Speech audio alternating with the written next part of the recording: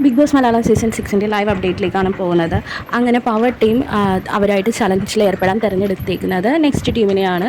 Obviously അവർ den ടീമിനെ select ചെയ്തിട്ടുള്ള അവർ ഡെൻ ടീമിനെയാണ് ടാർഗറ്റ് ചെയ്യുന്നത്. അതായത് ഡെൻ ടീമിലുള്ള എല്ലാവരും ഇപ്രാവശ്യത്തെ ഇനി അടുത്ത നോമിനേഷനിൽ വരണം എന്നാണ് അവർ ആഗ്രഹിക്കുന്നത്, പവർ ടീമിലുള്ളവരെല്ലാം.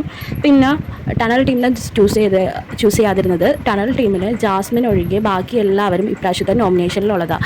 അപ്പോൾ ഈ കഴിഞ്ഞ എവിഷനിൽ രണ്ടുപേരെ പുറത്താക്കില്ല, അതുപോലെ ഈ വരുന്ന എവിഷനിലും രണ്ടുപേരെ പുറത്താക്കി കഴിഞ്ഞിട്ടുണ്ടെങ്കിൽ അവിടെ ഒന്നില്ലെങ്കിൽ ജാസ്മിനും വേറൊരാളും മാത്രമാകും. അപ്പോൾ ബിഗ് ബോസ് ഇൻ കേസ് 2-3 പേരെയും കൂടി ആ ടീമിലേക്ക് കൊണ്ടുവരാം. അപ്പോൾ അവർ ടണൽ ടീം പവർ ടീം ആവുകയാണെങ്കിൽ 2-3 പേരെയും കൂടി കൊണ്ടുവരാമെന്ന് പറഞ്ഞു കഴിഞ്ഞാൽ ജാസ്മിൻ ഒബ്വിയസ്ലി ഗബ്രീനെയും ജാസ്മിന് ഫേവറായിട്ടുള്ളവരെ എടുക്കുള്ളൂ പവർ ടീം പറയുന്നത്. അങ്ങനെ നെക്സ്റ്റ് ടീമിനെ സെലക്ട് ചെയ്തു. ഇപ്പോൾ നെക്സ്റ്റ് ടീമും പവർ ടീമും കൂടിയാണ് ചലഞ്ചിൽ ഏർപ്പെട്ടിരിക്കുന്നത്.